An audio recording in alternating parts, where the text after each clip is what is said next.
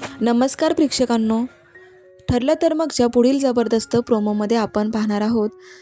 कोर्टामध्ये सायली, अर्जुन, दामिनी देशमुख, महिपत, तन्वी, प्रिया असे सगळेजण जमा झालेले असतात. कारण कोर्टात हिअरिंग असतं. त्याच वेळेला दामिनी देशमुख उभी राहते आणि जज साहेबांना विनंती करते की जज साहेब, हा महाखटला गेल्या 2 वर्षांपासून चालू आहे. विलास मृत्यू प्रकरणाला 2 वर्ष उलटूनही ह्या केसचा निकालच लागत नाही आहे आणि अर्जुन सुभेदार ह्या केसच्या बाबतीत खूपच टाईमपास करत आहे. तेव्हा मला तुम्हाला एक विनंती करायची आहे की ह्या निकालाची अख्खा महाराष्ट्र वाट पाहतोय. तेव्हा लवकरात लवकर ह्या निकालाचा निर्णय तुम्ही घ्यावा आणि याच्याबद्दल तुमचं स्पष्ट मत व्यक्त करावं. तेव्हा आता जज साहेब हे लगेच आता निर्णय घेऊन टाकतात आणि म्हणतात की हे बघा, आम्ही आता निकाल म्हणजे ह्या निकालाबद्दल आम्ही आता एक सुनावणी करत आहोत. पुढच्या 30 दिवसामध्ये तुम्हाला हा विलास मृत्यू खटला संपवायचा आहे. असं म्हटल्याबरोबर सायली अर्जुन एकमेकांकडे पाहू लागतात.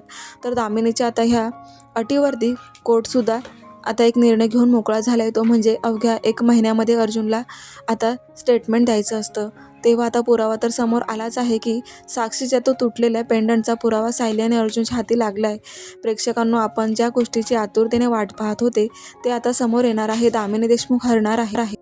मधुभाऊंची निर्दोष सुटका होणार आहे. पाहायला विसरू नका ठरलं तर मग. धन्यवाद.